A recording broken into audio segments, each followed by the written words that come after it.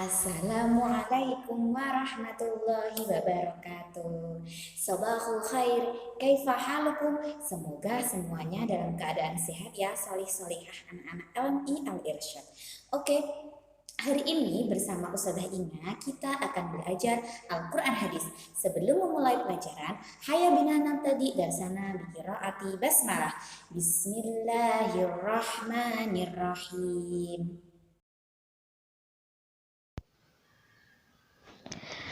Oke anak-anak, Al-Quran Hadis. Hari ini kita akan membahas bab surat Al-Fatihah, surat An-Nas, dan surat Al-Falaq.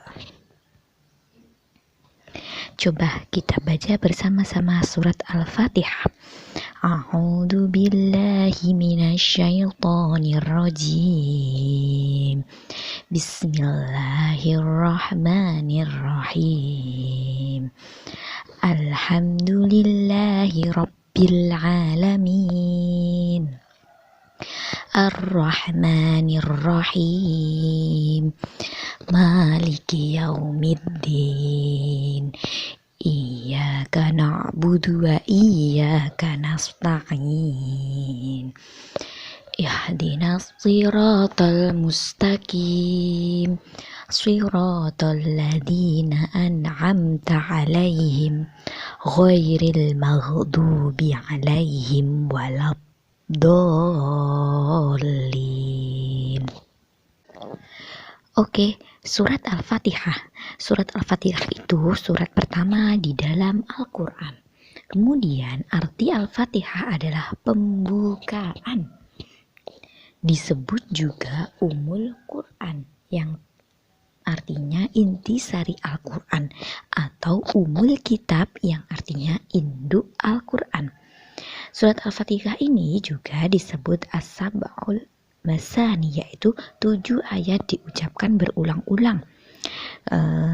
Kurang lebih kalau kita sehari semalam itu ada 5 kali sholat wajib, sholat fardu. Lah, itu sekitar 17 kali kita membaca surat Al-Fatihah. Kemudian surat Al-Fatihah ini berjumlah 7 ayat dan diturunkan di kota Mekah, sehingga disebut dengan golongan surat Makkiyah. Oke, selanjutnya kandungan surat Al-Fatihah. Yang pertama, ilmu tentang dasar-dasar agama atau akidah. Kedua, ilmu tentang tata cara ibadah. 3, ilmu tentang istiqomah menjalankan ajaran Islam atau sebagai petunjuk. Yang keempat, ilmu tentang kisah dan cerita umat terdahulu. Ayat 1-4 itu menjelaskan tentang akidah ya anak-anak. Ayat kelima, aturan agar bahagia dunia akhirat. Ayat yang keenam menunjukkan agar bagaimana kita bisa hidup bahagia di dunia akhirat.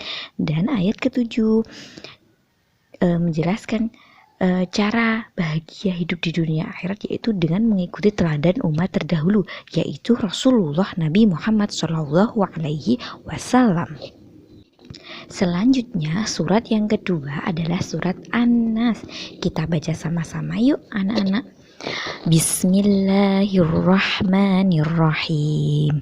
Qul a'udzu birabbin nas, malikin nas, ilahin nas, min syarril waswasil khannas, alladzi yuwaswisu fi sudurin nas, minal jinnati wan nas.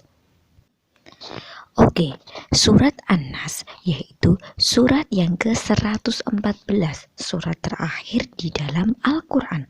An-Nas artinya manusia, diambil dari ayat pertama ya, kata-kata An-Nas, Qul a'udzu birabbin nas. Oke. Kemudian terdiri dari 6 ayat. An-Nas dan Al-Falaq disebut Al-Mu'awwizatain, 2 surat yang menuntun pembacanya menuju tempat perlindungan. An-Nas adalah Al-Mu'awwizah As-Saniyah, sedangkan Al-Falaq Al-Mu'awwizah Al-Ula.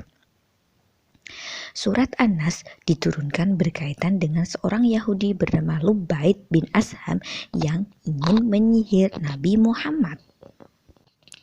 Selanjutnya, kandungan surat An-Nas yang pertama mengandung isti'azah, permohonan perlindungan kepada Allah dari kejahatan iblis dan bala tentaranya.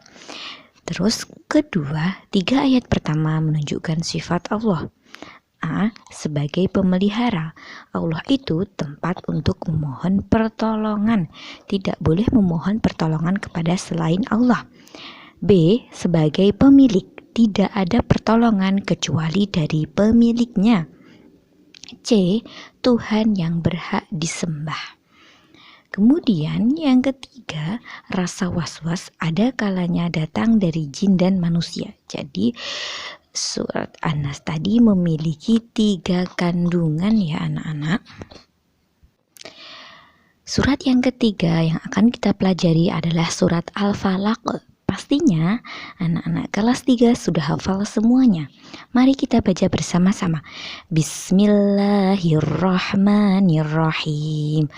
Qul a'udzu birabbil falaq min syarri ma khalaq wa min syarri ghasikin idza waqab wa min syarrin naffatsati fil 'uqad wa min syarri hasidin idza hasad.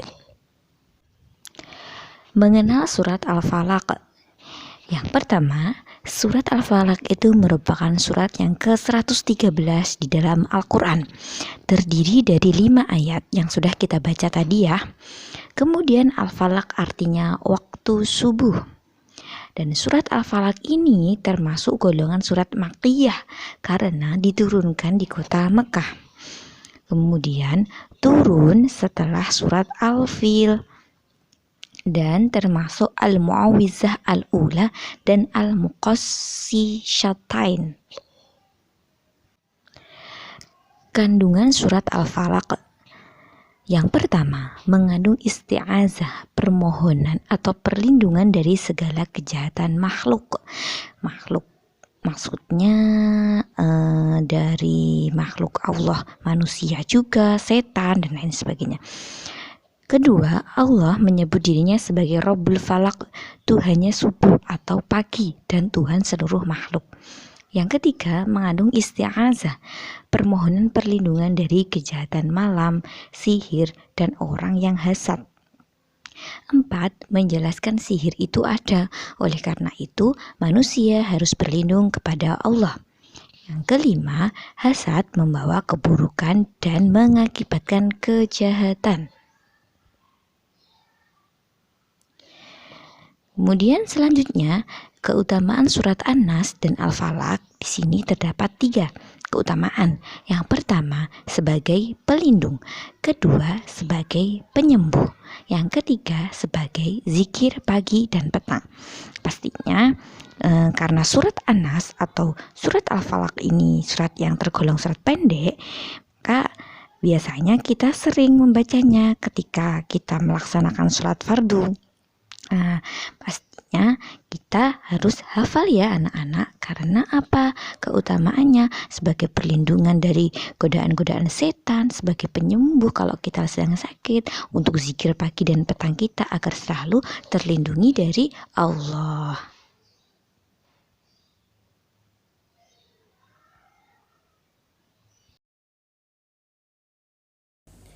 Oke, sekian pembelajaran Al-Quran Hadis hari ini.